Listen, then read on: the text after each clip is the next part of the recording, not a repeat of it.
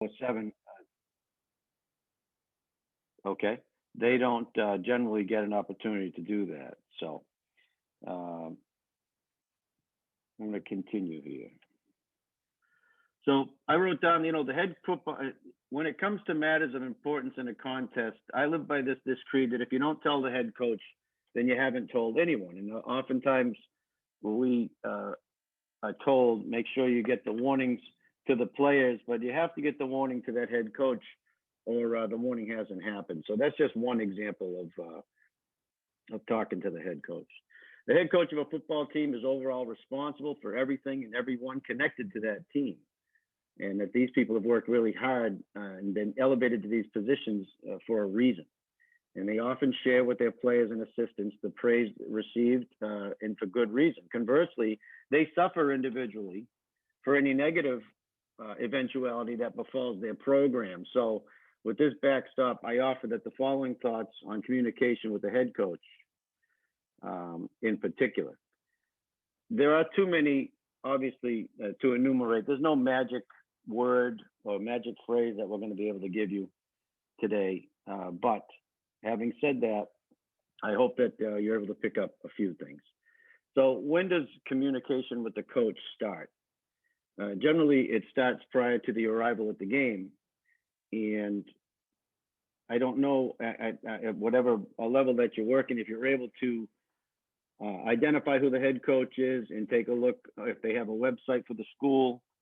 Probably you work in the same league, so you kind of know, these folks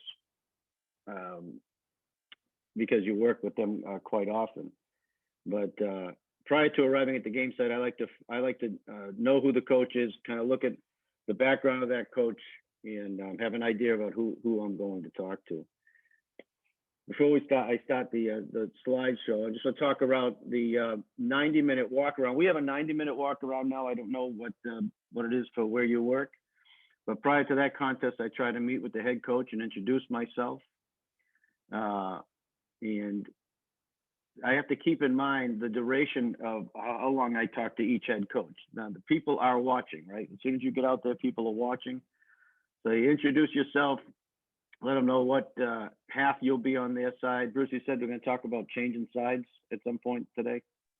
Yes, I've got a little presentation to chat about that. Okay, so it's important that we don't, appearance is everything. So you get and talking to both coaches, try to spend the same amount of time with each. There are some coaches in your leagues, and you'll learn who they are if you don't know already, that are not interested or inclined to participate in a pre-contest conversation with you. So, and you'll have to pick up on some body language on that. But if that's the case, respect their wishes, and there's no need to go over and introduce yourself. But when you do approach a head coach prior to a contest, do so when he's not engaged in active coaching or of his pregame, or participating in a ritual meeting with the opposing head coach. You got to pick your spots. So during the game, I would like all penalty and rule explanations, player numbers, line of scrimmage warnings, timeouts, replay decisions if you have replay, must be communicated to the head coach. These communications must be made without reaction from the official to any outward display by the head coach. And of course, this is easier said than done. I have on the screen there, don't meet emotion with emotion. If you take anything away from my presentation today, that would be it. And I'm going to show you a picture of me not following that. It's here that the line of scrimmage official must excel during the game. So be proficient in the rules and penalty enforcement so that you are an asset to the head coach and to your crew, your entire crew, in communicating your official decisions and actions to the head coach. If you are unsure, and this can happen too, especially if the fouls happen across the field. But if you're unsure of why a foul was called or some other action was taken by a member of the crew, don't guess, right? Politely tell the head coach you'll get them an explanation, usually during the next dead ball time. And it's important that once you tell them that you'll get them that answer, you get them one. Don't say, Coach, I can't get that right now. I'll get it next dead ball, and then 6 or 7 plays have gone by. Our integrity in the mind of the head coach depends on our ability to do what we say we will do. And so that's very important. I just want to touch quickly on assistant coaches before I start the slideshow. But during the game, assistant coaches often make their opinions known and occasionally will ask for clarification on some call or rule. And although I appreciate that they are vested in the outcome of our rulings, I'm always polite to them and respectful to the assistant coach, as I am aware that their actions are motivated solely by the best interest of the student athlete. However, there are too many assistant coaches to be able to effectively answer all their questions and do what you have to keep doing. And I will engage in polite conversation with the assistant if time allows. Having said that, the explanation that I'm going to be focusing on is going to be going to the head coach. And the head coach is ultimately responsible for everything that happens on his team, and that must be your main focus. So sometimes you hear people say, I don't talk to assistants. Well, it's a personal choice, I guess. I try to get along with all the coaches that are out there, but my primary concern is that I make sure the head coach is aware of what's going on the field, the decisions that are being made by the crew and why, and then attend to any kind of issue that coach might take with something that we're doing out on the field. So, all right. So communication is an art, not a science. I was just in another breakout before this, and the clinician said the same thing. So, you know, science, I gotta let me do it here.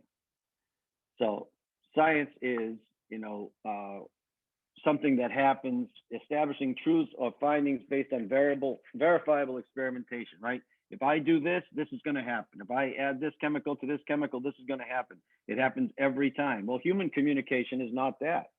You know, human communication doesn't follow the science, much like, you know, we got the fire triangle here I put up just as an example of science. You have those three sides to your triangle of fire. You take one of those away and you don't have fire anymore, right? So that happens every time. But art is different, right? So we have to have some kind of creative skill, and our communication skills are free-flowing groups of ideas and emotions. And those ideas and emotions are going to come at you fast and furious during a game, sometimes in good ways and sometimes in heated ways and sometimes in bad ways.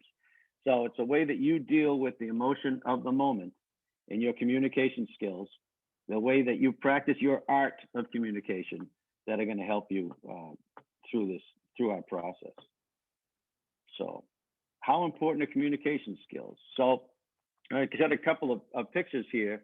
And if you know, usually this is an interactive presentation, and I'll say, well, I'll ask, when I'm talking to Coach Candle there, what do you recognize in the body language of the two people involved? Anybody unmute and pop on. Tell me what you see. The coach looks like he's listening with intent. He's calm. His reaction is not frantic. And the posture between both communicators is very positive. Right. I would agree with that. Anybody else? So I can tell you that to me, Coach Candle is listening, and I'm trying to give him an explanation the best I can. And you know, whether he agrees with my explanation of the particular situation or not, this is the posture that I would like to maintain throughout the entire game, whether it's a positive information I'm giving him or maybe not so positive. How about this coach and I? What are you reading the body language between the two of us?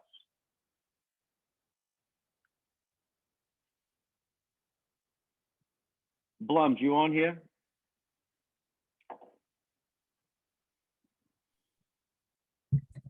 It looks like he's saying Blum called what? Yeah, yes. So you might notice a difference in the body posture and body language of both the official in this case and the coach. And does it look like he's happy to hear what I'm telling him or not so happy? And does it look like I have maintained my composure, or am I letting the heat of the moment get to me a little bit? So it's, you know, it's a work in progress. Whether you've just started doing this or whether you've been doing this for 25 years, the art of communication is continually a continuous process that you want to work on. So just a couple of stats. 90% of all your job performance, and this includes, you know, I give this presentation to police officers as well in my day-to-day job, but 90% of all job performance involves communicating. And for a line of scrimmage official in football, the percentage is just as high, if not higher. But if you ask yourself this question, how often have you been trained in communication? And some of you may work in jobs where that is the case. But on average, about 10% of our formal education revolves around techniques for communicating properly. And so that's kind of a disparity in the amount of times that we use it and the amount of times that we're formally trained to do it. So we get it through life experience and through on-the-job experience. And by going to clinics like this, where, you know, maybe this is like a presentation that you wouldn't expect to have at a football clinic, but for the line of scrimmage and for the questions that we got, I thought it would be pretty good. So there's a theory called rapid trait judgment, and this theory comes to us from Dr. Alex Todorov, a professor at Princeton University. And what he says is that people make decisions about others really quickly. And how fast do you think you make that judgment as soon as you see somebody? Anybody? Just let me know. First 5 seconds. First 5 seconds. Anybody else? AJ, what do you think? I'll go first 3 seconds. All right. Anybody else want to jump on? Is this The Price is Right? Do I have to be right without going over? That's where I was going with it. The Price is Right. So 1/10 of 1 second after someone looks at you, they've made a rapid trait judgment. And that rapid trait judgment is going to stay static regardless of how long after that is, if there's no communication between you and that person. So you think about your own day-to-day experiences and the people that you meet, or maybe when you popped on here and you first saw me and you don't know me and you've made a rapid trait judgment. What I ask, and usually in the forums that I give this, is as soon as we start, I say, okay, there's an index card on the table, and I say, write down what you think of me, which seems like an odd question to ask if you've never met anybody, but it goes to my point.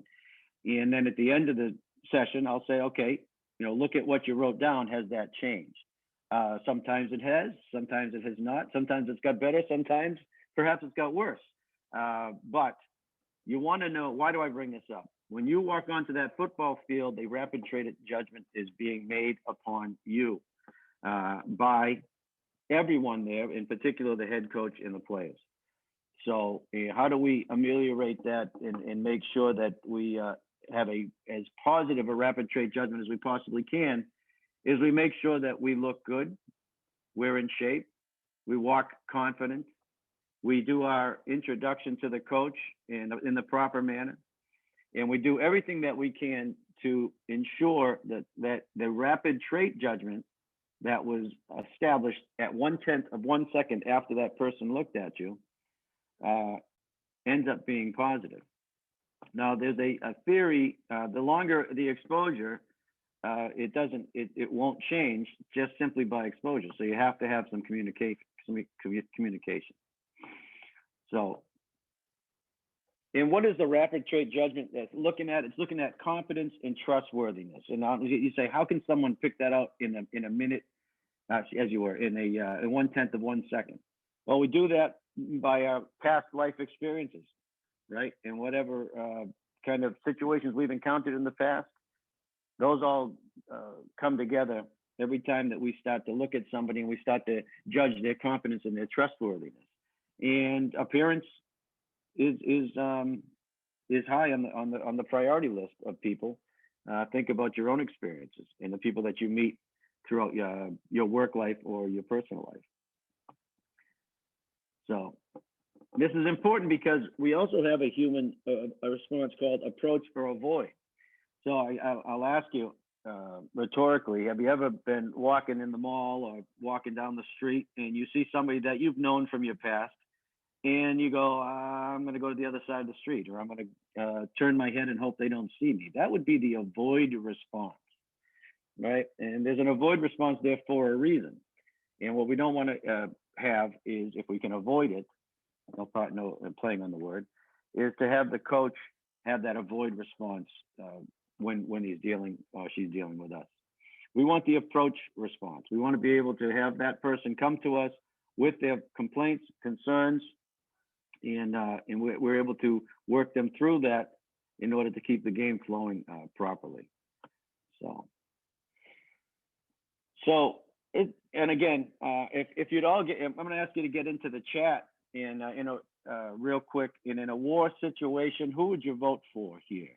This Dr. Tataroff has a this I stole. Of course, I stole this, and it works better in person. But he has this experiment here where these are faces of people that, believe it or not, you know, and there's some kind of magic done to them, and it takes away all the immediately identifiable features. And then he asks this question: in a war situation, who would you vote for? So if you go into the chat and pick A or B,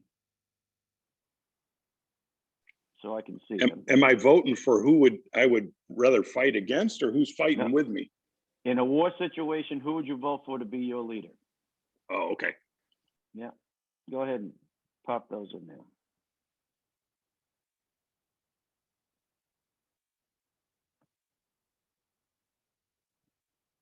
A couple more seconds and we'll close it out.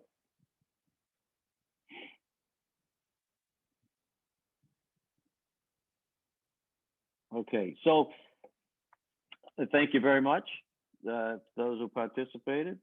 So we have,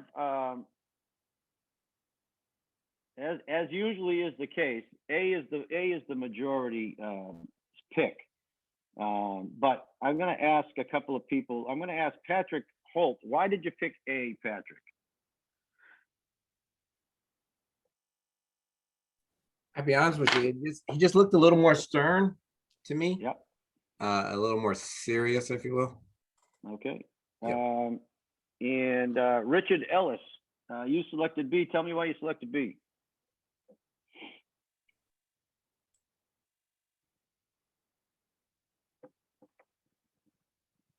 Richard Gillis, I'm sorry. Richard Gillis. I gotta put my glasses on. Sorry, Richard.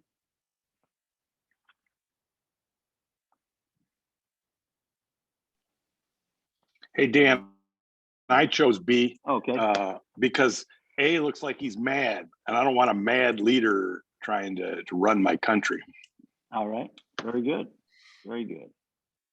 So let's see, where's my cursor? All right. So here's the difference in these are the people that this study deals with. It's George W. Bush, and John Kerry, as you know, ran against each other for president. And A generally is, when I ask that question, A is and it was again in this one, the predominant selection for who would you want leading you in war. And then because we're doing this virtually, it doesn't even really work that well virtually. Hold on a second.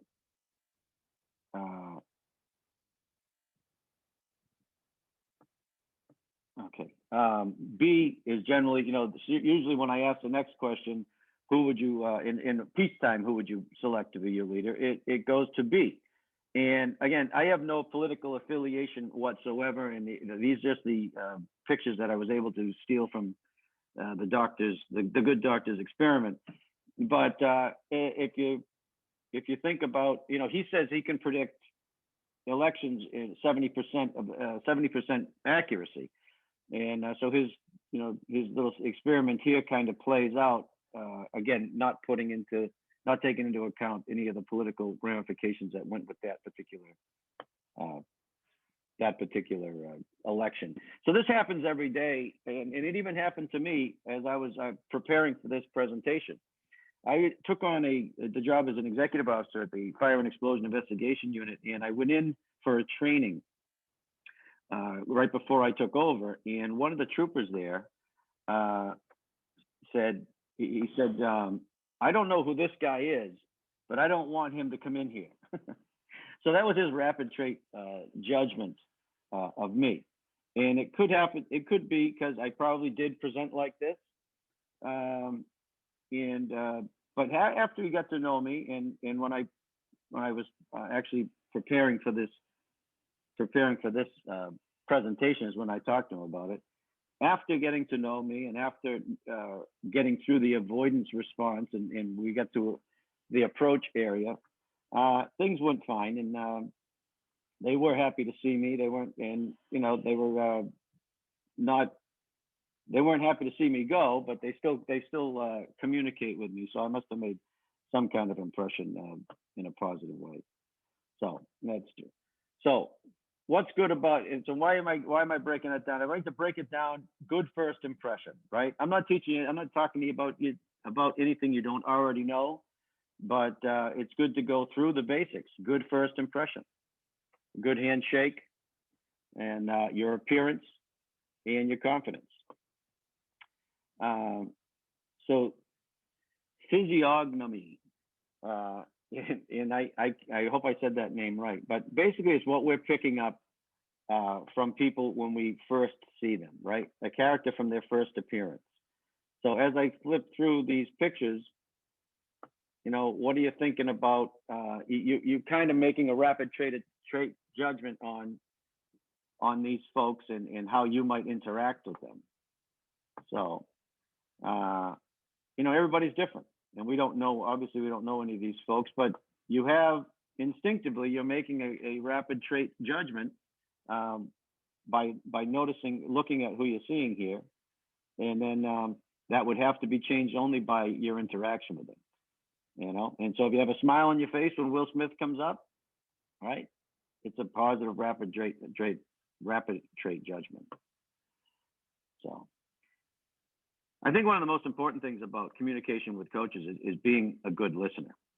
And we don't train, as humans, we don't train very well to be good listeners, because we like to talk, but listening is tough, right? And so oftentimes we listen more to respond than to understand. And if you're going to be a good line of scrimmage official, you're going to have to listen, train yourself to listen to understand, right? Response is easy. Understanding what we're going to respond to is the difficult part. And we start responding like we haven't listened, that is just going to raise the temperature in our communication.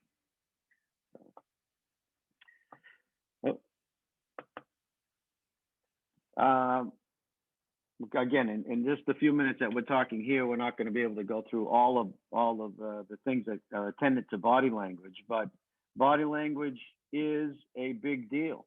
And this picture up here, the young lady up to your right, that's what we call the angry, in my business, the angry L. So someone's got that angry L, the index finger and the thumb holding their chin.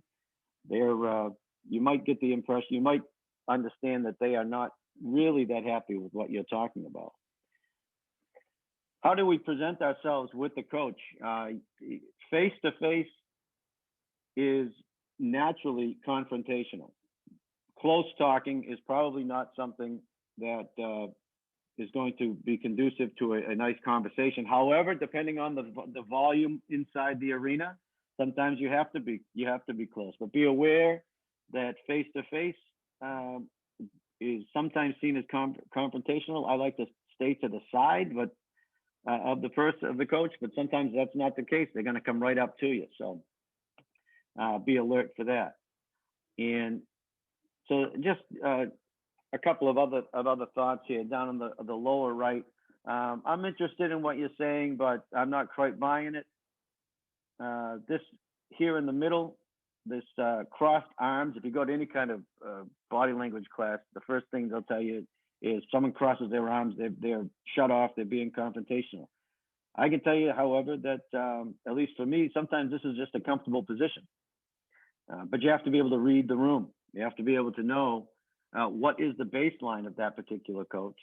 And if all of a sudden the arms cross in the middle of your conversation, maybe we have to identify that we're not going in the right direction.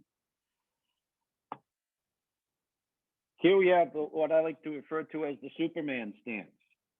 I see this a lot in my profession. People stand with their hands on their hips and kind of trying to project, some kind of superiority and how that plays into your conversation with a coach. Again, it might be a comfortable position for that person, but if all of a sudden you have someone flip into this stance or the arms crossed, you may have pushed a button, and you need to be aware of that. So, and then sometimes you get this face, and at that point you should be able to read that and know that now's the determining factor. Am I going to continue to try to make this explanation, or is this just going nowhere? And we're going to have to just get on to the next play.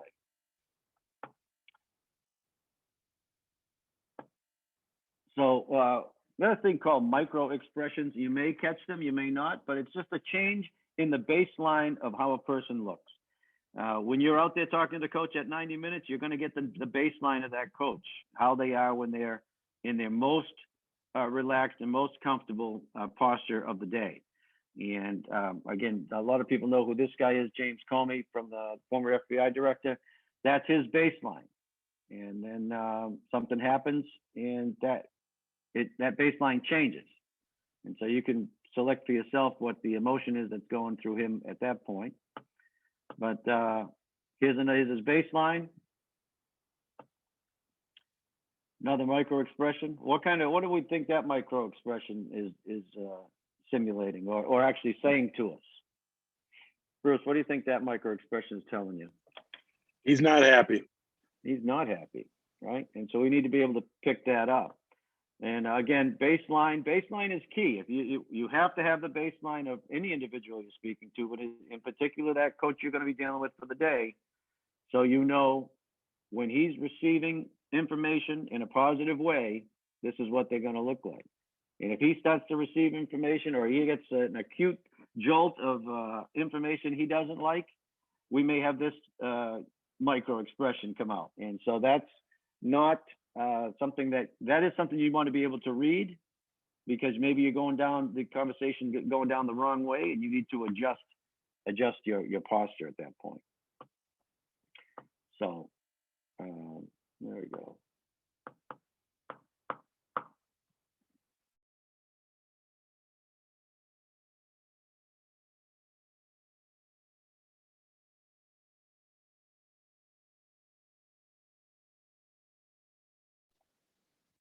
Did we lose Dan? Is everybody with me? Yeah, I think we lost Yeah, him. we're here, Bruce. We might have lost Dan. What I'll do, if you want, Bruce, is I could jump in and is that the plan? You want to? Well, let's do this for a couple minutes. That was some really good science and some stuff. So if you have specific questions about and all of those things are great. Body language, first appearances, all of those things have a direct impact on how you're received. But let's talk for a minute about what specific type questions do you have about communication with the football coaches or sidelines in general? So go ahead and open up and fire away.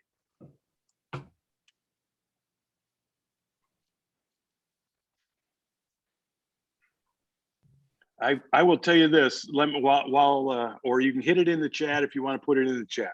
One of the things that Dan touched on is assistant coaches, and there's too many of them. And I'm big about having a job. I have a job, the head coach has a job, the assistant coach has a job. Everybody's got a job. The chain crew's got a job, timer's got a job, all of that. So I make sure they're doing their job, I'm doing my job. And if the assistant coaches have a question, now he's right, you'll answer just generic questions. But if they have complaints or criticisms, they need to take that to the head coach. And then if he thinks it's credible, then he'll bring it to me. So I always tell those guys, hey, you got issues, take it to the boss. He'll bring it to me. Okay. Take it to the boss. And they will not, in most cases, take that to the head coach because they know he doesn't want to deal with it. Okay. He doesn't have time to be dealing with all of their little complaints, or they think this or they think that. So you can deflect a lot of things by saying, hey guys, take that to the boss and have him bring it to me. And then you're getting communication from one person. So, and I think we got Dan back. So we've got that. So that's how I would tend to handle coaches.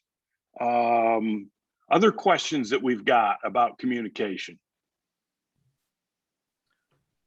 Hey, Bruce, Greg Blum, Yes. this is for anybody. What are some techniques when a coach is gnawing on a bone, they won't let go of it, it's gone on too long, or Yep. when they're at the point of no return and we got to walk them off of that? Yep. So coach, listen, you and I've been this. I gave you the explanation of what was done. And then if they won't leave it alone, say, we got to move on. And sometimes one of the best things I ever heard was a guy say, coach, your team is right in this game. They need you. Okay. They need you right now. So we got to get past this and we got to move on to something else. And if you get to the point where, hey, he's just not, you've tried that, he's not going to let it go. Then you look at him and say, okay, coach, that's it. We're done with that topic. If you cannot bring it up again. Okay. So, and I just kind of drew a line in the sand there, which you don't want to do. You say, coach, that's it. I don't want to hear any more about that. Okay. And then see what that presents. Okay. If at some point they just flat out won't let it go, that can be a 15-yard penalty. We try not to do that, but there are times when they're trying to get a flag and we're trying to talk them out of it. So there are times when they're trying to get a 15-yard penalty. I had one last year. The guy was trying to get a penalty. He just wasn't very good at it. He didn't know how to do it. So how's that, Greg? Did I answer your question? Yes, thank you. We got to move on. We got to go to something else. Bruce, we have a question in the chat. When coaches are only making statements, is it best to say nothing or address those statements? If it becomes repeated, okay, and from the head coach, statements from assistant coaches are, guys, that's enough, right away, take it to the boss, okay. Repeated statements from the head coach, especially like he's holding, then go ahead and get some clarification. Say, coach, who are we talking about? What number have you got here? Oh, number 54. Okay, we'll take a look. All right. When they're making statements, if you just stand there, they're just going to keep making them. Okay. So you can address those.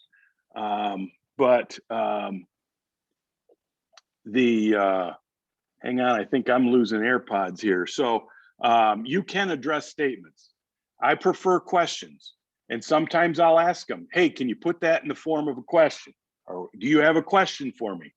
And they'll say, no. So anyway. Am I back, Bruce? You're back, Dan. Is the screen up? The screen is up. Okay. I'm sorry. Something must have happened between here and Detroit to knock me off the. Yeah. How much more you got, Dan? I got two slides left. Here. Okay, perfect. Let's roll.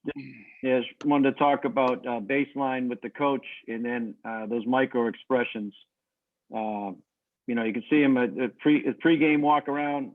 Well, that's going to be our baseline, and then as things happen, we're going to have different micro expressions. You might notice that the same one that James Comey had earlier. So, and then finally we may get to this point we're just talking about. Eventually there's a point where a flag might be warranted. I don't know what Steve Monterante was thinking there, but I think perhaps that was coming up to that. So, again, baseline, and obviously there's an issue with two really great officials there, right? Jo and Tripp in the NFL now, right? So it really doesn't matter what level you're working or whatever. There's always going to be issues during a game where we have to attend to the head coach and his concerns. So that's my last two slides here. We won't go through body position too much, but I want you to look to the gentleman all the way to the right of your screen in the blue shirt and the jeans. And I just want to give you an example of why I know this works. So this guy says, this says, think these nonverbal communications is thinks you're stupid and impatient and ready to leave. And if you have children, you may get these from time to time. You'll notice my son on the left, and he is impatient and thinks I'm stupid and ready to leave. So again, on the right, this came off the nonverbal communication screen, and this is in real life. That's my son right there. He's not really happy to be at my promotional ceremony. So these things do work, and I know I went through it really quick. And again, it's much better when we're together, and hopefully at some point down the road, I'll be able to share this with you live, and it'll be more interactive with the group. But you know, really, the art of communication: first, good impression. You never get a second chance, right? Be a good listener. Learn to listen to understand. Active listening. Read the body language of the coach and know the warning signs. And then remember this, that silence cannot be quoted. You will get in trouble more for what you say than what you do if you're not paying attention during your interaction with the coach. I apologize for the technical difficulties and kind of going through it without it being as interactive as I'd like it to be, but I'm here all day, ready to take questions, and I look forward to the rest of the day. So I'm going to stop sharing the screen at some point. Here we go. And send it back to you, Bruce. Again, I apologize for my technical difficulties, but the points made, I hope, were helpful in answering some questions and maybe even generating some more. Yeah, that was good, Dan. The science of that sometimes gets us started and headed where we need to go, because sometimes we don't clearly understand. I would tell you this about coaches, okay? They have a vested interest in the game. They're trying to win a game, all right? They don't care about my family or your family or any of that. We're not friends, all right? They're trying to win a game. They're trying to leverage their position in order to get us to make a decision that's favorable for them, okay? Just understand that. And it's just business. It's never personal. And I want to go back real quick to the picture of the Nebraska coach who's not there anymore, but he was a guy that would work you to see how you responded, okay? And if you responded and met him head on, most generally, he was not an issue. If you chose to avoid him, as Dan was talking about, if you saw him in the mall and you turned your head so he didn't see it coming, he'd come after you. And the harder he came, he would just keep coming. So there are coaches, and you'll have to begin to figure them out, and then use some of the techniques that Dan talked about there.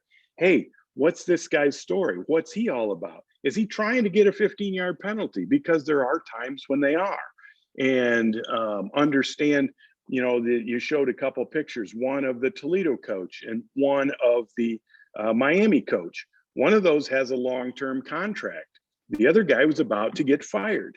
That has a big deal with how they respond to you and what kind of pressure they're under. So even at the high school level, these guys are under pressure. And so understand where they're coming from, and then treat them the same way that you would want to be treated. So let's roll forward. AJ's got some stuff for you. AJ, are you locked up and ready to go? Yeah, we should be good. I should be able to share my screen. And, perfect. Thank you, Dan, for that. That was excellent. Thank you, sir. Thank you, everybody. Sorry about the technical difficulties. And as I share this, I assume it's up right now. It is. We're gonna fly through just a couple quick slides, real quick, and then we're gonna throw video up there. But my hope in this is that you all can break some of this film down with me, and not just have me talk this entire time. So when we're talking about ineligibles downfield, I want to put the high school rule. I know there's some people on here that are working both high school and college football, but Galen and the rest of the committee asked us to talk about the high school rules. So just quickly, when we're talking about ineligibles, ineligible A players may not advance beyond the expanded neutral zone on a legal forward pass play before the legal forward pass that crosses the neutral zone is in flight. And we're gonna break this down a little bit. There's an exception that's a part of the MHSA mechanics manual, so you're not going to find this exception in the rule book, but it is in the MHSA mechanics manual that if the passer's legally throwing the ball away and it lands near beyond the sideline, we don't want a foul for ineligibles downfield. And we know the penalty for IDP is 5 yards from the previous spot. So let's break this down a little bit. Ineligibles, who are we talking about? So we can be ineligible by number. So normal scrimmage play, first through third down. We need to have 5 players numbered 50 through 79. So on this slide right here, we're looking at those 5 players are 5 ineligible players. They cannot go more than 2 yards, which is what the expanded neutral zone is in high school. They cannot go more than 2 yards if we have a legal forward pass that crosses the neutral zone, before that pass crosses the neutral zone. We can also have ineligible players by position. And so on this slide right here, we're looking at number 22 has covered up tight end number 84. And so number 84 is now ineligible by position, still eligible by number, but ineligible to go downfield more than 2 yards if we have a forward pass that crosses the neutral zone. So those are ineligibles that we're talking about. Let's figure out or talk a little bit about ways that we can get these right. As line of scrimmage officials, we should start getting the habit of, we need to know the line of scrimmage, start to put that 2 yard IDP line, expanded neutral zone in your head, and then we need to know the line to gain. And then I think as Bruce later breaks some film down, there are times when our headline judges or head linesmen can read pass, and if their key takes them downfield on longer developing plays, you may consider flowing 2 yards to that expanded neutral zone belt.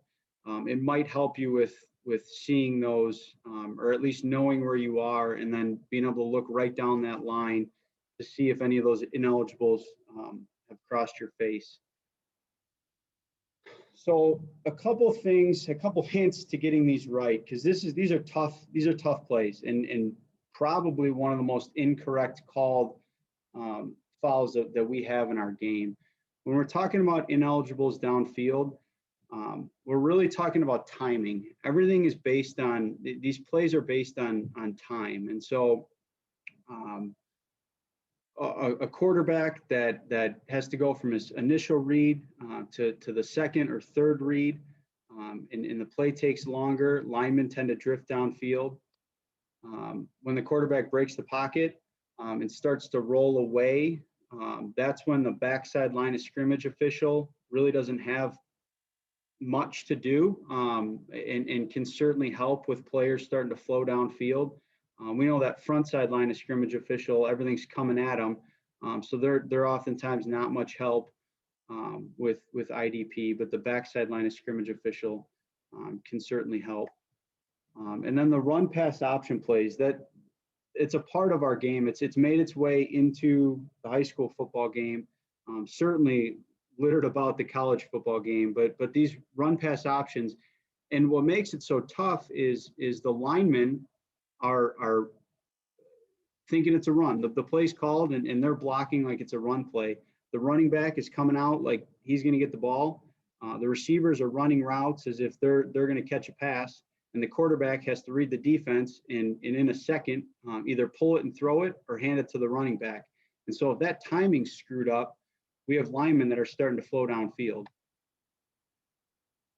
And then the last slide before we look at film, to get these right for ineligibles downfield, think about it as a 2-step process. We're going to see the ineligibles downfield, and then we're going to go find the football. So if we see number 50, 3 yards downfield, and then we turn back, find the football, if the ball is out of the quarterback's hands, we don't have a foul. But if we see 53 yards downfield and then we turn back and look at the quarterback and the quarterback still has the ball and then throws a pass that goes beyond the line of scrimmage, we have a foul. And at the end of the day, don't guess. Because if you're guessing, you're probably going to guess wrong. And that means that if you see a lineman 7 yards downfield, and that's the first time you're seeing that lineman downfield, and then you turn and go find the football and the ball is gone, don't assume that they were downfield. Figure out a way to see those linemen earlier in your progression, in your read, and then go find the football. So let's look at a couple plays here. On this play, and hopefully this doesn't come through too grainy. Bruce, let me know as I run this if it's running pretty smooth. How's that running on your end? It looks good. All right, perfect. All right, so we're gonna look at the left guard and left tackle on this play. And then I'm gonna ask somebody to unmute and share their thoughts.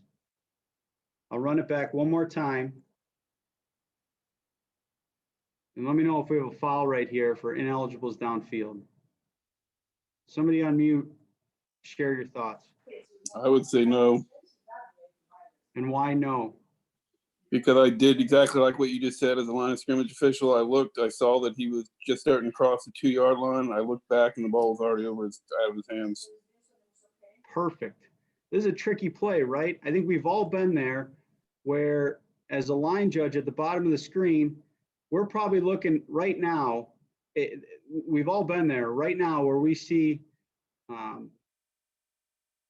where we're seeing this left tackle 5 yards downfield, and then the ball hasn't even been caught yet. And we're thinking, crap, he had to have been downfield. And then as the play continues, he's even further downfield. And if you just see him now, you're thinking, well, sure, he certainly was downfield when that pass crossed the line of scrimmage, or when the quarterback released the pass. But if we run it back to the start and work this from a 2-step process, see him and then go find the ball. The ball's gone right now. And could you make the argument he's 2.5 yards downfield? Maybe. But this is that exactly what we talked about, these RPOs. Is there anything wrong with the timing of this play? It's exactly how it was drawn up. There's no issue with timing, no muff snap, no trying to give it to the running back, the quarterback bobbles it. This is just clean, fake the handoff, throw the football. We can't guess on these or we're gonna guess wrong. AJ, before you go right now, Yep. just real quick, so we're snapping here from the 49, and in high school with the 2 yards, it's much easier. But before the ball's snapped, you want to put that 2-yard belt in your mental picture, so you can know where that 2 yards is, so that you're not guessing, and that will help make this call a little bit easier.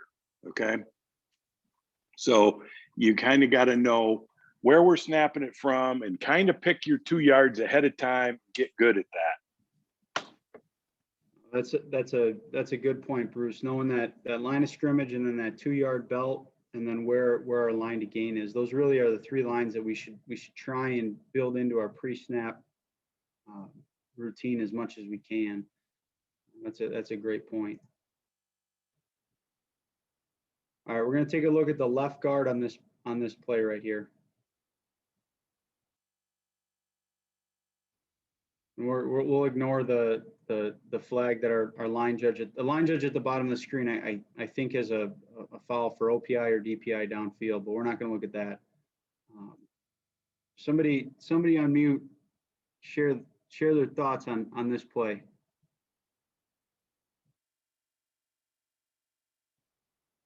Clearly downfield.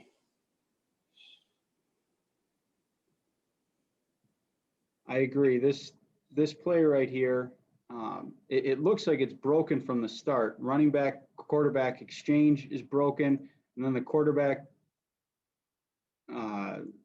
wants to throw the ball, the number 7 down here.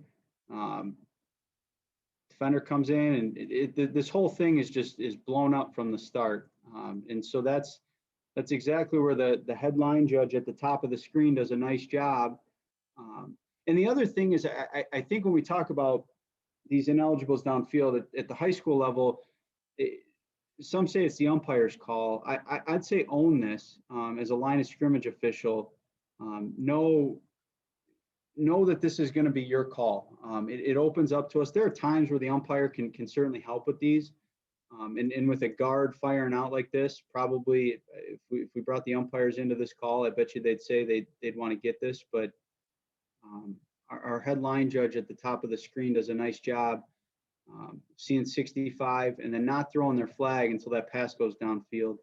One thing I want to point out is if you watch the headline judge here at the top of the screen, you don't need to throw your flag up in the air and into the backfield. In fact, what I'd suggest you do is try and get your flag near the yard line that ineligible, that you had that ineligible downfield. So if you have 65 at the -40, go ahead and dump your flag, or at the -43, wherever he is.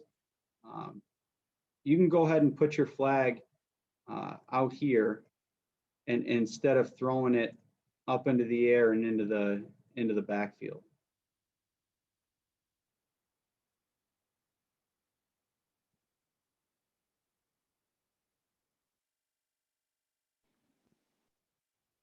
Similar play. We're going to look at the left guard on this play. Again, this is the same team that runs those RPOs from that first play that were well timed. And so these linemen don't really know how to pass block. They tend to run block throughout the entire game. But the line judge at the bottom of the screen actually picks this up. And if we pause it right when the ball's released, like Bruce was saying, get these yard marks in your head. The +43 is our IDP line. And right here, we clearly have a lineman downfield. So what we're going to do, and this all happens quick, but we're going to see that lineman downfield, and then we're going to go find the football. And if that quarterback still has the football and then throws it downfield, that's when we're going to dump our flag. And this line of scrimmage official does a nice job of putting that flag right where that lineman was downfield, and then finishes the play. So for the sake of all these discussions, we're just talking about high school, right? Yes, but I would tell you, for those that are working college football, the rule is different. So when we talk about college, and we're talking 3 yards instead of 2, but the mechanics, I would say, are not any different. We're going to still see those linemen downfield at 3 yards or more than 3 yards, and then go find the football. So I don't think our mechanics are going to change from high school to college. I just think the rule is different. The high school rule talks about the expanded neutral zone is the IDP line, and then in college, we clearly have a 3 yards. It states in the rule book 3 yards. Yeah, I mean, I completely agree with that. I just think that last play to me would have been a lot closer if it was college. Sure. Which play was it? Right. Yep. It certainly is. It certainly is closer, but you know, that line. I mean, again, we're talking high school right now, clearly downfield, but in the college game, I mean, the quarterback still has the ball, and that lineman is 4.5, maybe 5 yards downfield.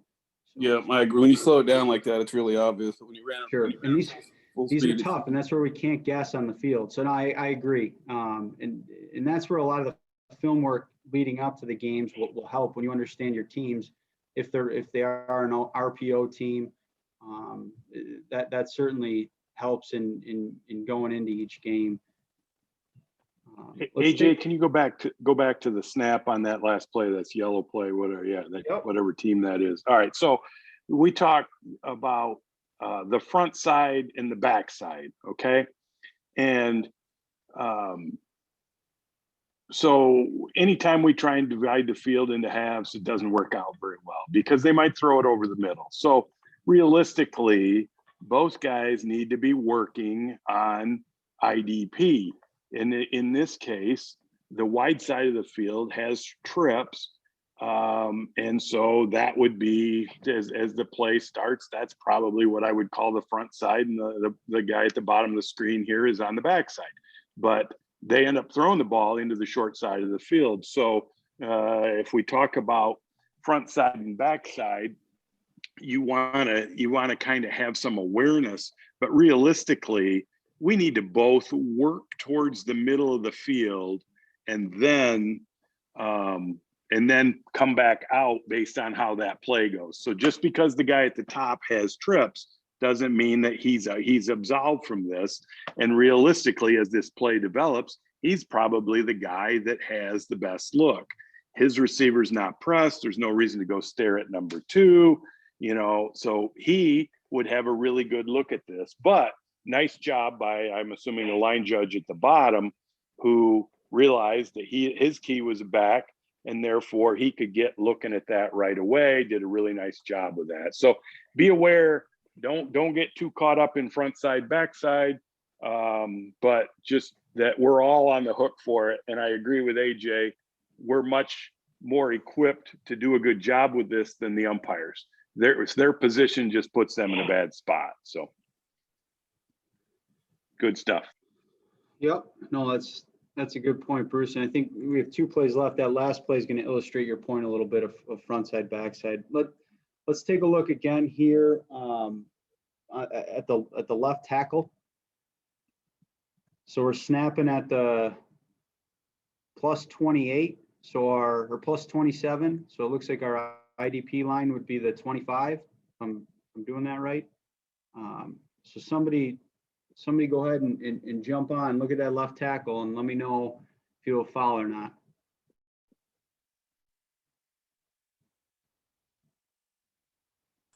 I'll run it back again.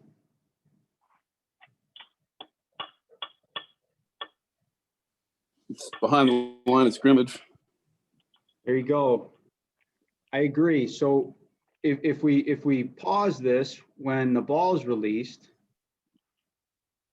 and this is our left tackle right here, it clearly more than 2 yards beyond the line of scrimmage when the ball is released. But there's another component to ineligibles downfield, and that's that we need this forward pass to be beyond the line of scrimmage. And so this right here is caught at or behind the line of scrimmage, which means we cannot have a foul for ineligibles downfield.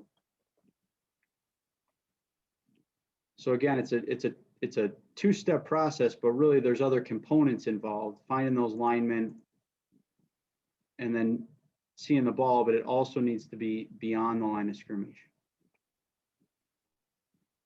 Good.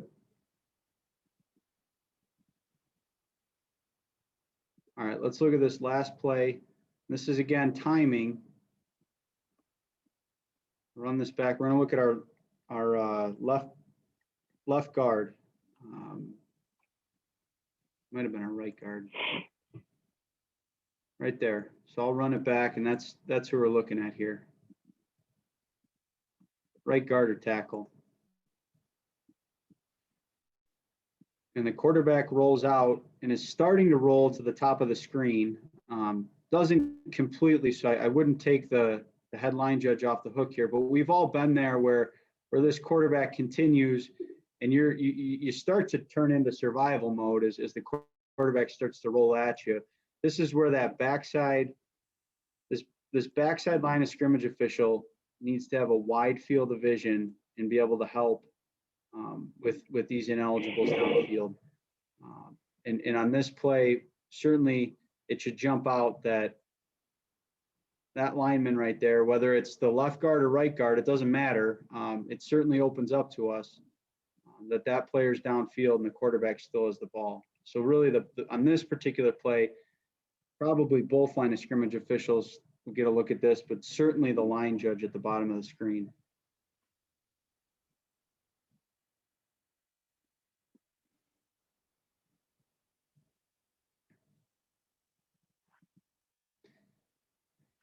Any thoughts or questions as it relates to ineligibles downfield?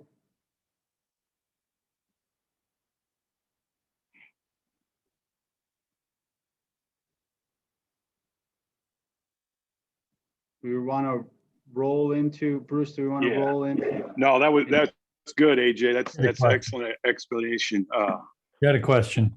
Yeah, go ahead. Does it matter if the lineman is engaged with a defensive player or not? Nope. No, it does not. Okay. It certainly not for the purposes of ineligibles downfield. That lineman needs to stop at 2 yards. So if they can, and on this play, that I think that's what your question would be, is that players engaged within the expanded neutral zone, but continues their block downfield. No, there's nothing to do with where the defender is or what the defender's doing. It's where the lineman is or where the ineligible player is when the pass is released. Okay, thank you. Because in the previous play, that left tackle was not engaged with anybody. But the Yep. left guard was. See the left guard there coming out? Yep. He's engaged, but that left tackle is not. But you're saying it doesn't matter. Well, on this particular play, it doesn't matter. I mean, these linemen could end up in the end zone because this pass on this particular play, the pass is caught behind the line of scrimmage. I understand. So we can't have OPI or we can't have ineligibles downfield because the pass is caught behind the line of scrimmage. I understand. Now, to your point, and I don't have a play that illustrates this, but it is possible for a lineman or ineligible receiver to go downfield and perhaps instead of ineligible downfield, we create OPI where, and I don't want to go down this rabbit hole too far, but if that guard fires out and starts to block a linebacker or a safety, and then we have a receiver come across the middle and catch something underneath beyond the line of scrimmage, we could potentially have OPI on this play, along with ineligible downfield. But that lineman being engaged with the defender does not have anything to do with ineligible. Okay, thank you. Good question. That's a good question. Yeah. Anything else before we move on to grounding? Nope, not Any here. other Thank you. questions? AJ, All right. I do. All right. Does the Yes. lineman who does violate that landmark, can he buy himself back in on the good side by getting back behind that line? Or is once he's gone, he's gone? My understanding of the high school rule, and there may be some others on here that know the rule better than I do, but no, you can't, once you've gone beyond the expanded neutral zone, you cannot circle back and go back behind and be safe, for lack of a better term. Once you're beyond, you're beyond. Now, if somebody has better knowledge of the high school rule book and wants to correct me, go right ahead. But my understanding of the rule is once you're more than 2 yards beyond the line of scrimmage, you've gone beyond. Right, and I see that as when I'm the backside line of scrimmage person, I'll see that from time to time. Well, the kid will realize, and start running back to try to get back on ghouls. But Yep. No, that's a great point. We want to see them and then go find that football. And once we see them beyond where they're supposed to be, we really don't have to worry about where they go anymore. Just find them and then go find the football. That's a great point, Dan. All right, well, let's jump into grounding then, and do something real similar to what we just did. So again, just looking at the high school rule as it's written, for intentional grounding, a pass intentionally thrown into an area not occupied by an eligible offensive receiver, that's a foul for intentional grounding, or a pass intentionally thrown incomplete to save the loss of yardage or to conserve time. There's an exception that is written in the high school rule book, that basically if the quarterback's going to spike the ball, so gets it clean and throws it into the ground to stop the clock, we would not have a foul for intentional grounding. And the penalty is 5 yards from the spot of the foul, plus a loss of down. But that's the high school rule. And there is some differences now when we're talking about grounding, more differences than ineligibles downfield when we're talking about high school and college. So right now, I'm just going to talk about the high school rule and the mechanics around it. But if there are questions as it relates to the college rule, feel free to ask. But I'm going to talk right now about the high school rule and some mechanics. So if we have an eligible receiver in the area, we're talking about grounding. So the quarterback throws the ball, and we have an eligible receiver in the area. We're going to point at that receiver, and I'll do a better job with film showing you what I mean by that. If we don't have an eligible receiver in the area, we're going to finish the play. So signal incomplete, clean up the dead ball action, and then we're going to start to jog into the referee. And what we're doing there is we're going to bring information to the referee that we do not have an eligible player in the area of the pass where it landed. So I'm going to define in the area and do what your supervisor will. I don't assign any games, so you don't have to use this definition in the leagues you work. But this is what we're taught in the games that I'm working is in the area is defined as 5 yards within where that ball lands. And then we're going to expand it up to 7 yards if the receiver is working back towards the football. If I'm working a high school game, and I know some assigners in this area would say change that definition to if that pass lands within 7 yards of an eligible receiver, or expand it up to even 9 yards if that receiver is working back towards the ball. You can put that receiver in the area. The rule book itself, to my knowledge, does not define what in the area means. So I would say for high school purposes, use 7 and maybe expand that up to 9 if the receiver's really working back towards the football. And have the mindset as a line of scrimmage official that it's our call, but it's not our flag. So we're never going to have a flag for intentional grounding, but we need to have the mindset that we're the ones that are going to trigger the whole process to getting this foul right on the field.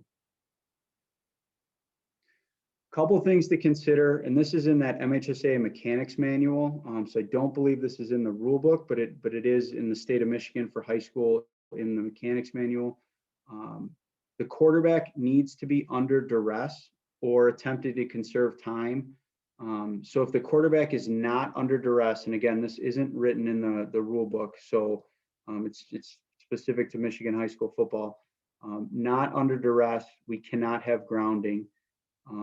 And then if the passer is contacted after he starts his passing motion, intentional grounding will likely not be called. So again, think about quarterback throwing the ball, hit the ball, comes out and lands somewhere on the field, not where an eligible receiver is. That's going to be a referee determination. So us as line of scrimmage officials might still need to bring that information into the referee, and the referee may say thanks, but we don't have grounding because the quarterback was hit as he was throwing.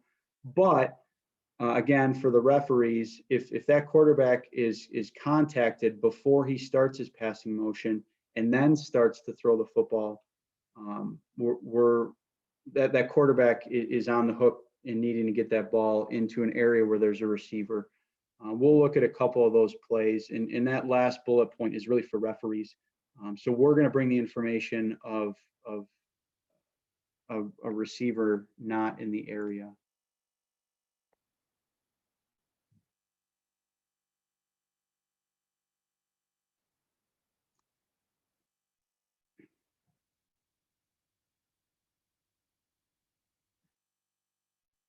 All right, so let's let this run through one more time.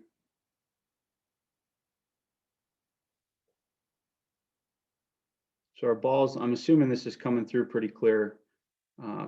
Number 15 here catches the football.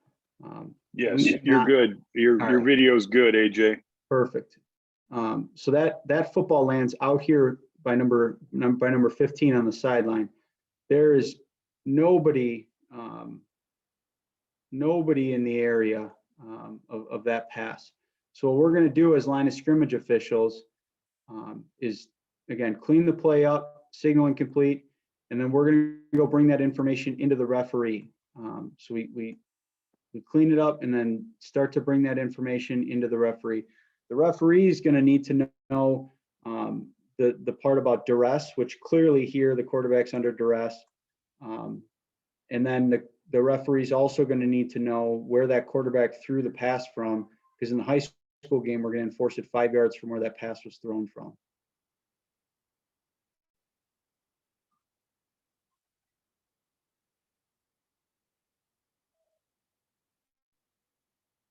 And then let's look at another play. That play was pretty obvious. And then here, let this run through one more time. Quarterback's clearly under duress. Pass lands at the plus 35. And really we have two receivers that we could put in the area this pass. Both are working back towards the football. So this is what I mean, where line of scrimmage official at the bottom. If on this play, you could, if you felt the need, you could step out and point. This one's pretty obvious to the people in the crowd here that there's no eligible receiver in the area. But in the event that it's a little bit tighter, or it's not clear that there's an eligible receiver in the area, but there is, step out after you signal incomplete. And just as the line judge here, you can just simply point at that eligible receiver.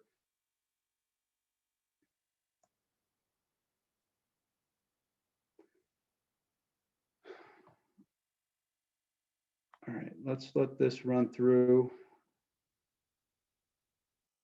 I'm gonna let somebody jump in here and share their thoughts. I'll let it run again. What do we think on this play? Here's the ball. Somebody jump in and share. Do we have a foul? I can't put anybody in the area there. Yep, I agree. A foul. I'll say foul. Perfect. So as a reference point, we know that to the tops from the sideline to the tops of these numbers is 9 yards. And this receiver is probably the closest receiver in the area, and he's well beyond the 9 yard marks. So that's a good reference point, right? Where we can say there isn't anybody on this play in the area. So mechanically, what we want to do again is finish this play, signal incomplete, and then go take that information into the referee. Finish it, and then start to bring that information into the referee. Now, look at the body language of this line of scrimmage official compared to the next play we're going to watch. I would say, looking at this, there's certainly some uncertainty. I would say he's thinking, is there anybody in the area? I don't know. Maybe I'm going to start to walk, and we don't get the longer cut. But compare that play to this one right here.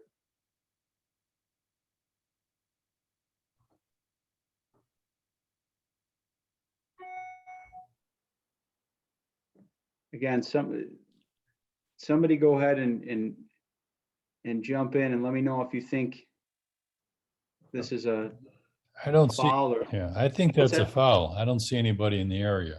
Unless Sure. I would say that the closest player right now is this receiver right here.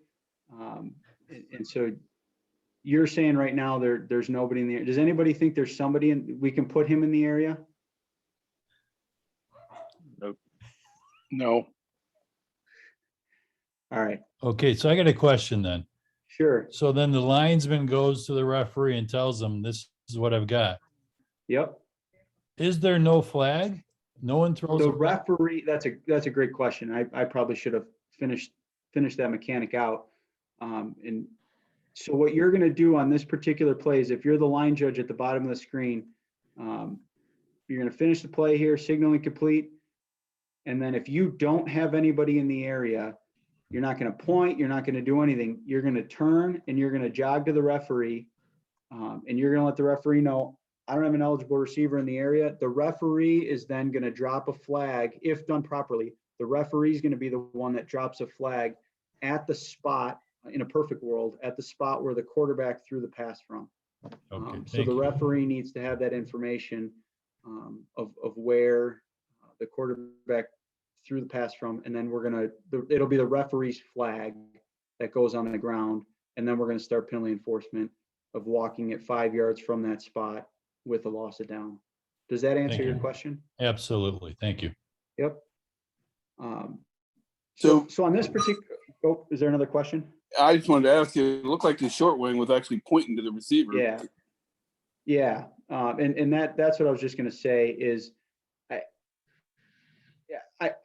I think you're probably safe to make this grounding, seeing where this pass lands. But I just want you to, again, look at the body language of the line judge here versus the last play. That this line judge is confidently putting that receiver in the area. At the end of the day, sometimes that confidence and knowing is going to go longer than the uncertainty.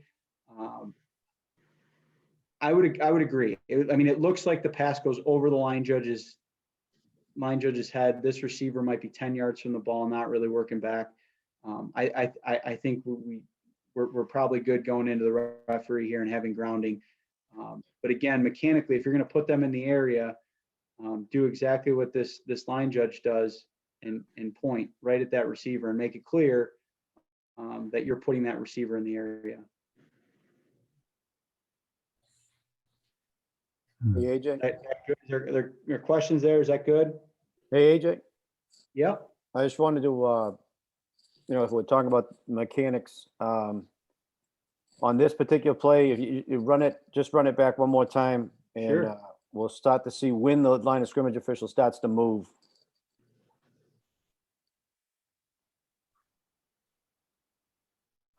Now, right? Yeah.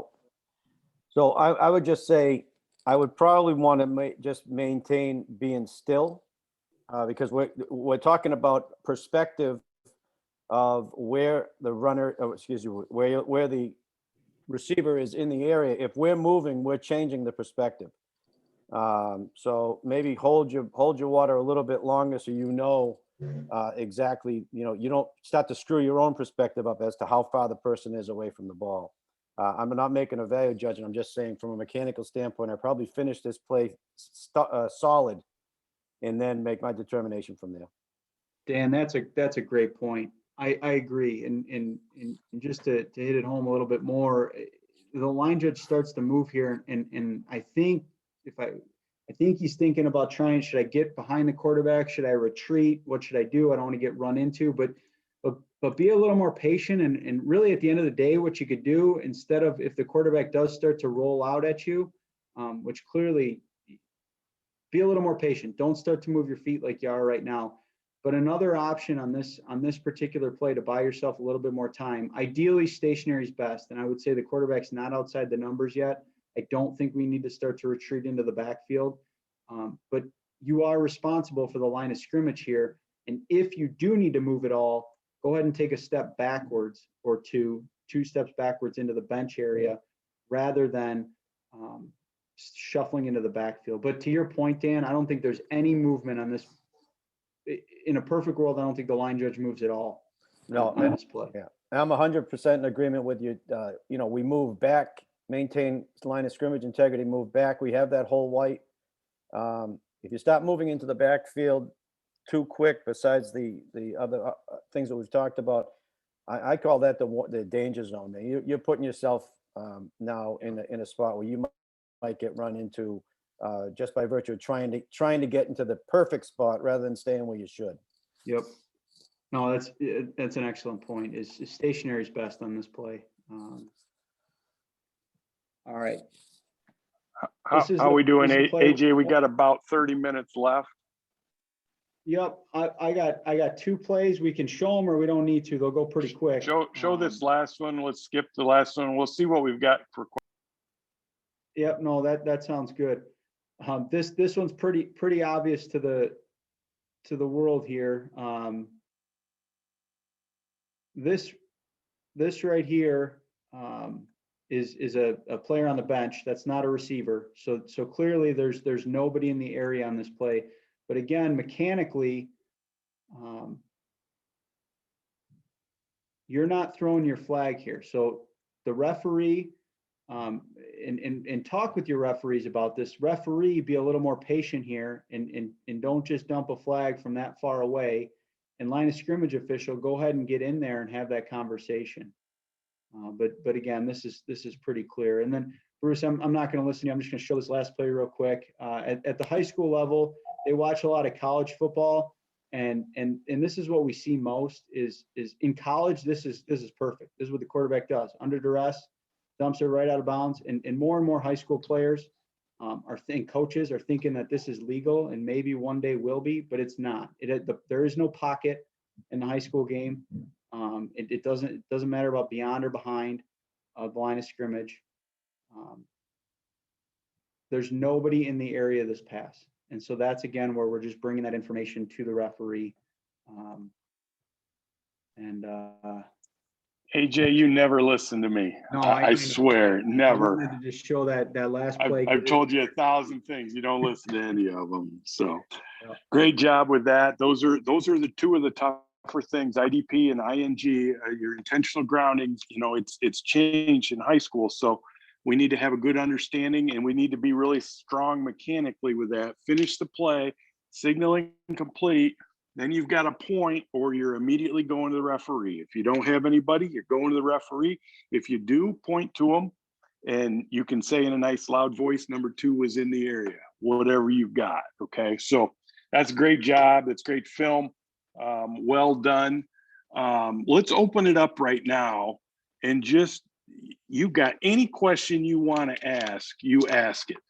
And if we, because I think we're done at 12:40, if my schedule is right. Is that right?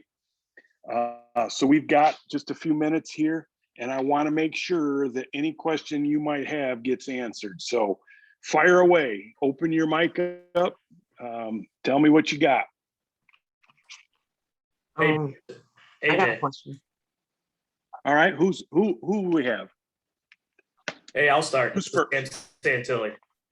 Okay, got it. I just wanted to ask AJ and you, Bruce, what kind of things are you doing for the intentional grounding plays? After you finish the play, you might be certain that you don't have a receiver in the area, but it might not be obvious to the referee that we're going to have intentional grounding. So I just wanted to ask what techniques or what are you doing to get the referee's antenna up on a potential intentional grounding, and so we can get to the spot and enforce the penalty correctly? What are you doing to get that referee to get his antenna up?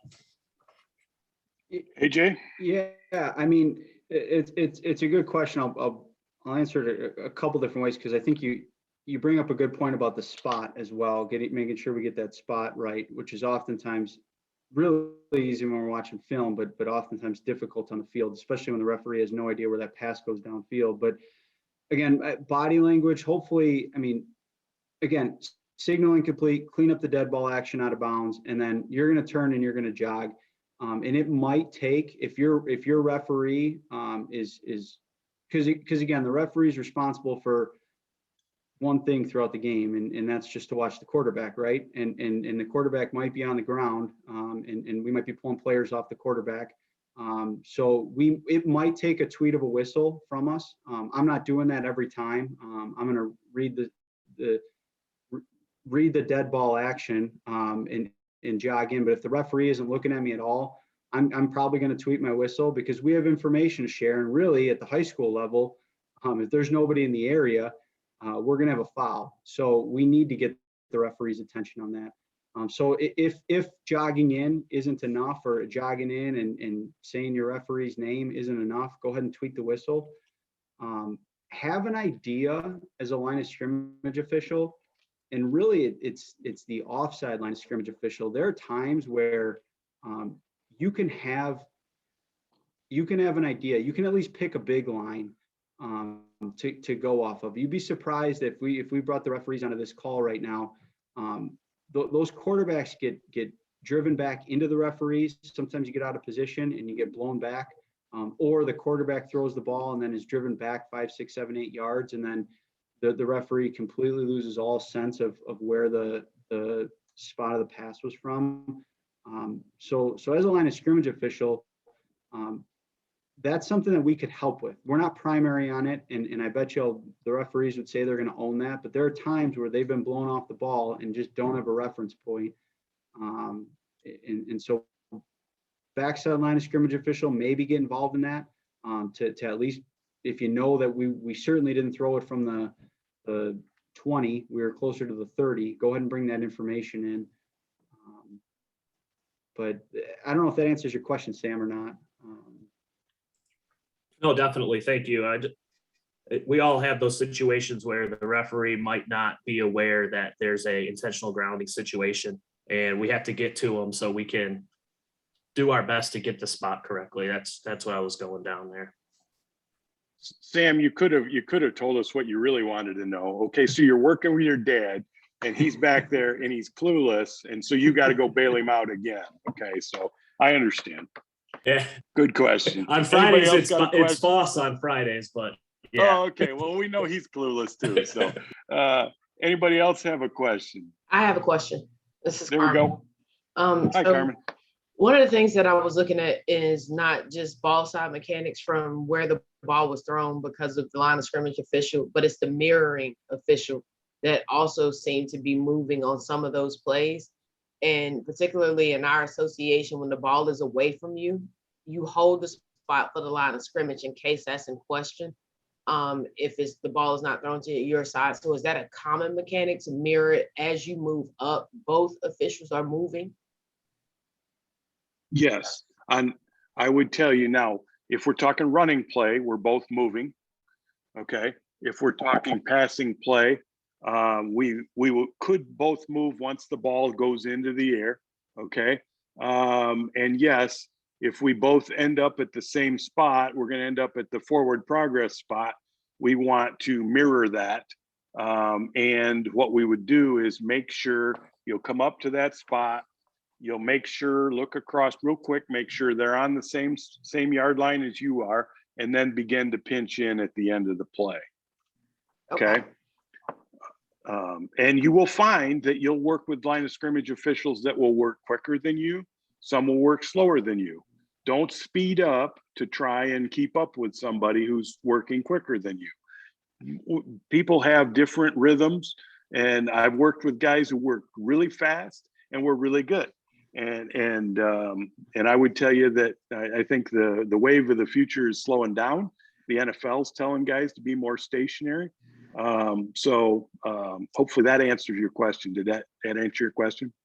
It did. It was particularly helpful with what we were just covering, especially with the IDP, well, the ING, the intentional grounding, because we're not throwing the beanbag, we're not throwing the flag, but there's a lot of information that we're encompassing in terms of where the ball was thrown from, who was in the immediate area, and what the effects were. So that was extremely helpful. Thank you. So keep in mind that when a play goes away from you, okay, and I can pull some film and we could talk, but when a play goes away from you, you're going to clean up on the backside, okay? Yes. You're not necessarily going to have the catch, no catch, whatever. So you're going to pick a spot about where the umpire is, and everything behind the umpire that we know he can't see, that belongs to the backside official. So while the ball's, let's just say it's a running play, ball's going up the field, I'm going to now, and it's on the far side, I'm going to now start cleaning up on the backside. And I can have information. I'm on the backside on a pass play. I can have a progress spot if the ball's caught, and I can look back and see about where the ball was thrown from. Have some of that in my head. If I think there's an IDP or an ING. So we can kind of have a big picture from the backside where we know that the front side is compressed and there's a lot of action going on there. So backside officials, don't take time off because you're still really, really important. Okay. Thank you. Yep. Good questions. What else have we got?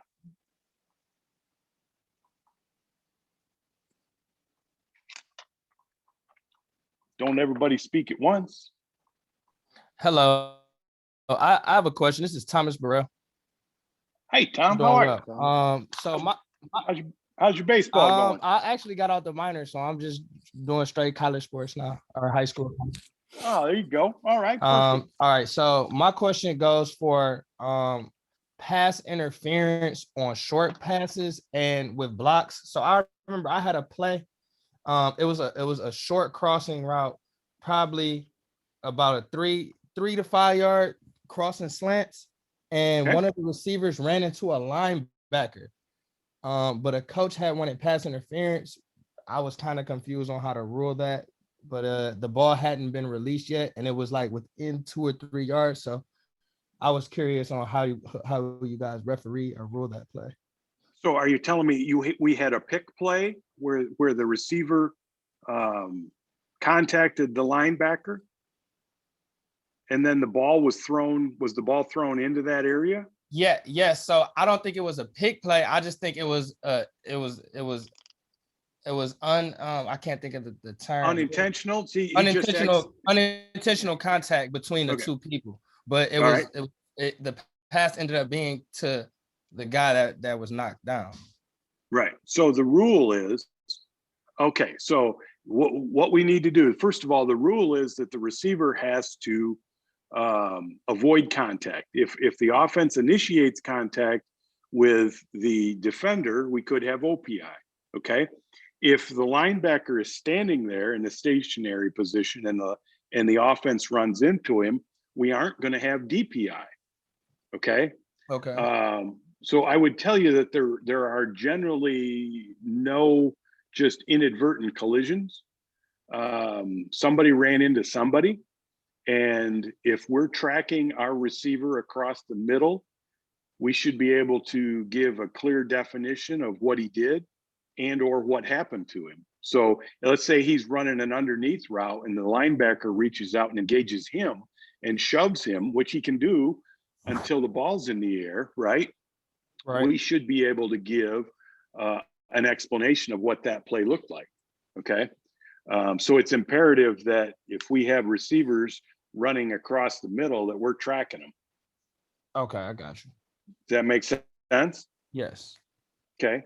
And it sounds like you could have a play where you could have both. You could have both coaches wanting pass interference. One wants offense, one wants defense in a situation like that. But as long as we can definitively say, no, that linebacker was stationary and the receiver ran into him, then there's nothing as far as DPI goes. If he runs into him and frees up somebody else so that they catch the ball, now we've got OPI. Okay. Got you. Everybody good with that? That's a good question. That's one of those plays that's going to look ugly, right? You're going to have a receiver on the ground and there was contact, but then you have to have that football IQ and the knowledge, the rule knowledge to be able to explain that to the coach, why we're going with the ruling we're going with. Understood. Perfect. What else we got? Somebody's got questions? Yeah, I want to ask another one about intentional grounding and communication with coaches. Okay. Oftentimes, you hear the justification, if you will, that a receiver ran the wrong route, and that's why we don't have somebody in the area. So quarterback under duress, making a play, bombs one down the sideline, and the wide receiver ran an out route, 12-yard out route, but you have nobody home. So how's the communication to the sideline there?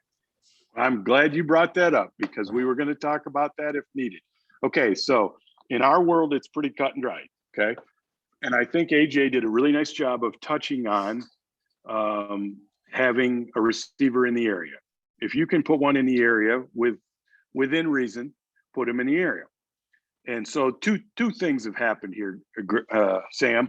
I almost called you Greg, sorry. So one, if the receiver breaks the route off after the ball's in the air, we realize he ran the wrong route, okay?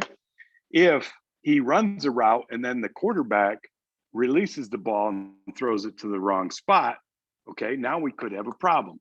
But what I'm going to tell you is clean all of that up. Okay, there's either a receiver in the area or there's not. Okay, so don't get caught up in he ran the wrong route, because you will absolutely hear that. And that does not absolve them of intentional grounding. Okay. Was it truly intentional? No.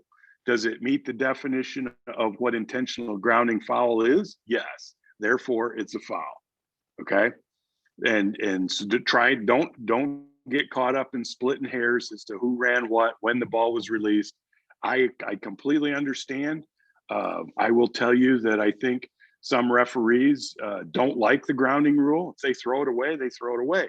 But we actually have to give the defense the reward for what they did, which was putting pressure on the quarterback and causing something, a foul to happen. So does that make sense? Oh yeah, absolutely. And I guess I could add to the question and say that it's come up on the sideline with coaches, but it's also come up amongst crewmates with the discussion. So I like the way you put that and appreciate it. Thank you. Explain to them that, yes, I agree, it wasn't truly intentional, okay, but they did it improperly, okay? And I think you kind of got to convince them. And again, I think on this type of thing, you'll get some leadership from supervisors who will say, hey, look, I want this called strictly. I don't want this called as strictly. I think we need to be aware that high school quarterbacks may not throw it quite as well all the time.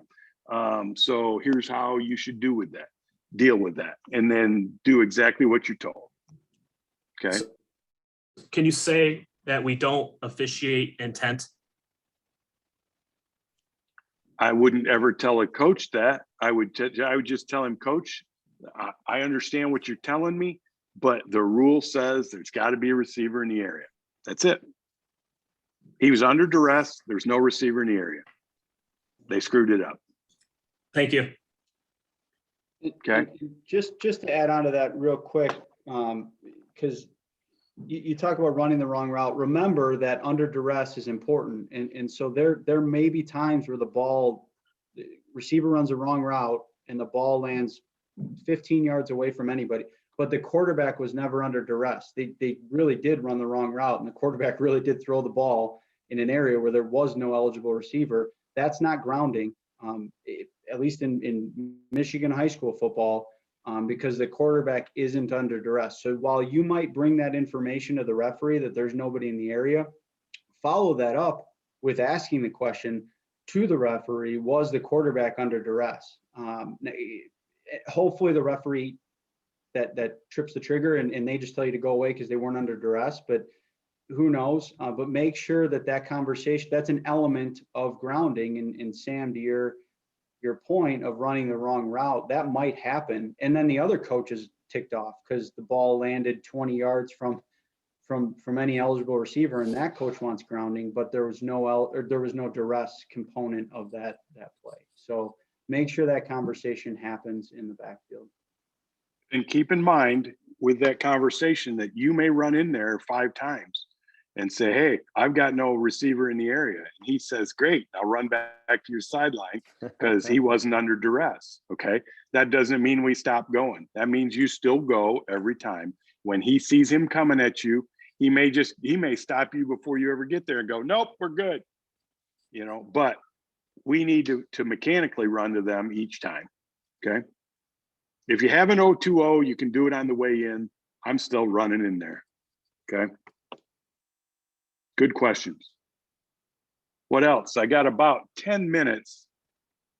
I'm going to touch just briefly on switching sidelines because this is new. And this is a good thing. Okay. So for those of you who think you're wondering about this, how is this going to work? Is this good for me or bad for me? You'll like this once you've done it. Okay. And the reason is that the coaches don't trust the official on the other side. Okay.